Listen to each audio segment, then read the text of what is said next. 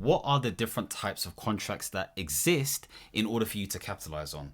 Now, previously in this series, I was talking about context, which is one of three different elements of the core part of my 9-part framework for building a portfolio career. So context is really about how do you align your values and yourself to the career that you want to build. Contract is all centered around how you make money, like the main ways in which you make money. And so I've got my notes here to help me out. But essentially, this is talking about the different types of jobs that you can do that can generate you some income. Now, I've said this before. If you are receiving revenue, if you're receiving cash in any way, shape or form, there's going to be some sort of contract, whether this is a robust one, a written down one that is sort of like tacit by nature, there is a contract. And so with that in mind, it's important to understand what type of contract you're willing to commit to when it comes to generating income. And so there are different types here. So first off, the one that we know mostly about is permanent. So a permanent contract, so to speak, essentially highlights the fact that there is longevity in the space that you're working in. And so there is a contract to say, based on terms and conditions, that you will be in this space indefinitely unless, let's say, for example, the organization goes into administration, or there are some key changes that affect how the business makes money. So it's losing money, so to speak. Typically, this is where you see operations, HR, and top-heavy functions really changing up. And also, you decide to leave, and you leave within an agreed time frame based on that contract. This could be 1 month, this could be 3 months, this could be 6 months, depending on your seniority and where you are at. And so, permanency is not really permanent, but it's basically saying it's indefinite given the different conditions that exist. And so, when you think of that, you still recognize that actually a permanent 9 to 5 is still a type of contract, okay? Because anything could change. We are living in a space right now where there is so much change happening that actually the job that you relied on so heavily may be the thing that is throwing away its loyalty. And so you have to bear this in mind. The other type of contract is off-payroll contract. So this is something that I talk about quite a lot. And so when we talk about off-payroll, we're talking about the fact that these contracts are not on the payroll of the end client or the employer. And so we start thinking about inside of IR35 and outside of IR35. IR stands for Inland Revenue, which was the old name given to HMRC. And the 35 was a piece of legislation that was attributed to this type of inland revenue clause, should we say, or legislation, that highlighted or stipulated the rules for tax when it came for different types of off-payroll workers. And so with inside of IR35, this is for individuals who are doing roles that are very similar and reminiscent of roles that an employee would be doing for an employer. But for whatever reason, there is a gap. And so that gap is filled by an inside of IR35 contractor. Now, whether people have been following these rules effectively or not, i.e. end clients and organizations, is a whole different story, but you can check out my other video centered around inside of IR35 contracting. When it comes to outside of IR35, these are essentially consultants, but independent consultants. And so these individuals typically work under a limited company, okay, whether it's their own or subcontracted via an agency or a consultancy or another limited company. They work underneath that. And so they have different tax rules. So for inside of IR35, it is PAYE tax rules. So national insurance, income tax, pension contributions, all that kind of stuff there. Whereas when it comes to outside of IR35, it really comes down to things like corporation tax, personal tax, which is dividend tax. Maybe there is national insurance if you have a salary, so to speak, if you're trying to sort of make sure that taxes are efficient. So there are all these different things to think about. So really and truly, the outside of IR35 affords a different type of setup and lifestyle because there are certain conditions that need to be met. So you need to make sure you provide your own resources, have your own subcontractors if need be. You ensure that you pay for your own expenses. You can work when you want, and you don't have someone that you're answering to. You are working to deliverables, which is usually highlighted via a proposal.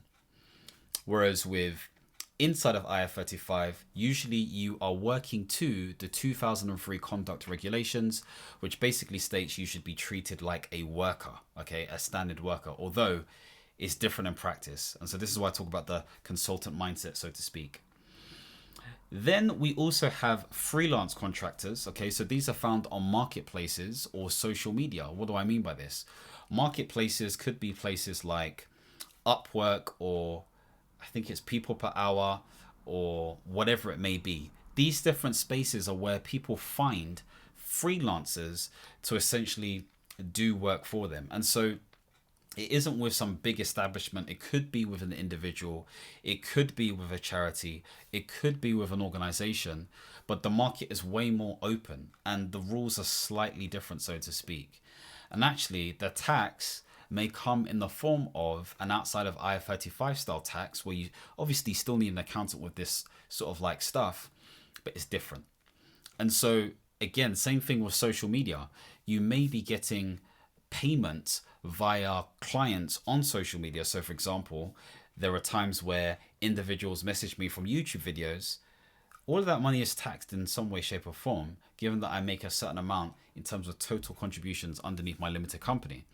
And so when thinking about freelance, don't be void of your duty when it comes to paying tax and everything else. But of course, always seek accounting advice and counsel. So I was going to say legal counsel, but yeah, seek legal counsel, seek accounting counsel, and also a financial advisor if need be. We've also got tendering or procurement contracts. And so what I mean by this is, if you think about the UK especially, okay, it is heavily dependent upon some sort of service, okay, services. So if we think about the things outside of, let's say, for example, income tax and national insurance and all these different types there, the biggest things that generate the money is things like finance and insurance and management consulting. These are all things that have been conjured in our mind, and we produce processes and frameworks and methodologies and IP to basically sell this stuff packaged in a way that it could benefit other sort of people within this capitalist environment, so to speak. I say this all to say that this country is dependent upon tendering services.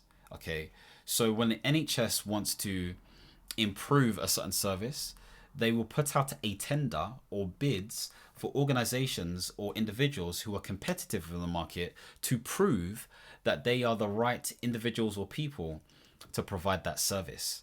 And so that goes through a procurement, a tendering process, depending on, again, thresholds when it comes to the money that they dish out, what they're expecting. There is going to be a bit more sort of like higher quality expectations when it comes to what they're looking for. So you may need certain credentials, you may need certain qualifications, you may need certain criteria tick, you may need certain trainings, you may need certain people within your team. Sometimes it's just a one-man band, but most of the time it's a group thing. And so when thinking about that, the minimum you should be thinking about making is 15% on what they're offering. And so there's a lot of stuff that needs to be done in order to manage a tender and or procurement. So you can go on things like Contract Finder to check out some of this stuff. And so that is another type of contracting. You've also got agency work. Okay, so you got interim work or agency work. Now, what's the difference between interim and agency work versus an inside of IR35 contract, etc., etc.? Agencies or agents fulfill roles that are urgent by nature. They are usually for a very defined and fixed time, let's say, for example, 12 weeks. And typically what ends up happening is that obviously if the permanent member of staff or the permanent client, the organization likes the agent, then obviously there's some sort of finder's fee that is given. The same thing happens with contracting as well. But the terms and conditions for agents are different. So, or agency staff, should we say, are different. It's not the same thing, but it's typically for very urgent stuff. So there is a similarity, but because of the different rules that are applied to it, the pay is going to be different as well. And it's typically in certain types of industries like admin, hospitality, support, etc., etc. So those are the different types of contracts there. We've also got fixed term contracts, okay? So fixed term contracts mean that you are on some form of payroll within the organization, but it's for a defined amount of time, Okay, so you are like pretty much embedded within the space, but you're there for like a year or 2 years max. Usually, this pops up when somebody's on maternity leave or the organization doesn't want to pay the same amount of fees for a contractor, albeit they're still going to be paying additional things as well. So, all of these things come into play. There are all these things that the organizations need to maneuver in terms of what makes sense for them in terms of quality, in terms of expenses, and in terms of what needs to be delivered as well. You've also got bank staff, so they're employed by the organization, typically on a 0 hour contract, and they will have some sort of like employee benefits, so to speak. And so you see a lot of nurses go down this whole sort of route, as well as other sort of staff. You see this a lot in the public sector. And so there is a cycle of individuals that are available within a pool in order for them to offer their services as well. And I guess another one is consultancies. Okay, so consultancies are basically 9 to 5s in the same way, but they have the same, I guess, opportunities and zhuzh as a contractor may have, especially an outside of I-35 contract or inside. The only difference is if you start up in a consultancy, they have the money and or the brand potentially to give you the training, the opportunities. You sit on the bench, so you're waiting for opportunities to pop up within your team or department, etc., etc. You do eventually specialize, but you may initially generalize at the beginning or start off specializing. It depends at what phase and or place that you're in. And of course, you get that training as well. So it's a really good training ground. But again, essentially, it is still a 9 to 5, but because of the reputation that they develop, depending on the, I guess, the strength of that brand, it may be different. And of course, if you go up certain levels, then you may get a different type of payment plan. Maybe you get more bonuses or a bonus. Maybe you get equity in the business, or potentially you may get a day rate on top of a base rate, so to speak. So there are various different ways in thinking about it. And of course, when an organization brings on a consultancy, especially one with a high brand, they will get charged a day rate of some sorts, but that consultant who is delivering that work is actually being paid a salary.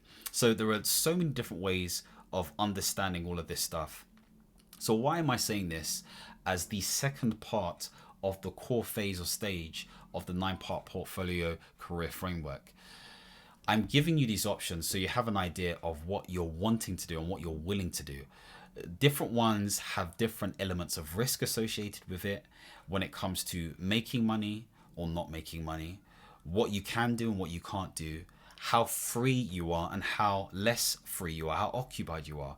And so you need to decide what you're willing to do, because the decision that you make in relation to this will determine what you can do in terms of generating cash and putting money and investing into not just sort of like paper assets, but also business assets that you want to build and other opportunities that you may want to build when it comes to making money. So think carefully about this. The majority of people will be doing the 9 to 5, but we're moving into this portfolio career space. And so people may want to be a bit more riskier and focus more on the contracting element, despite what they're seeing in the market. Of course, I've spoken before about the fact that there are 7 different industries that improved in terms of employment relative to the last 12 months. And this was July's data. And this is obviously professional. I say obviously, but this is professional services, admin and support. You've also got consultancy elements type of things, so management consulting and management services and all that kind of stuff there. Insurance, finance, public sector, education, and I think art. So there's actually 8. I think there's actually 7, but bear with me here. So the point being made is, if you fit any of those, there potentially could be opportunities. Whether it's big or not relative to previous years, as in prior to COVID, is a different story. But this is where we have to make calculated guesses based on the research that we've done in the context element. So this is how it all kind of fits together. And so hopefully this video has given you a good round robin in terms of what's available, what's out there. Again, very different to the whole entrepreneurial business side of things. This is purely based on exchanging your time for money in this instance. So hopefully if you want to see more videos centered around portfolio careers, contracting, independent consulting, don't forget to like this video, subscribe to this channel and hit the notification bell. And as always, my friends, understand, reach and expand. Peace.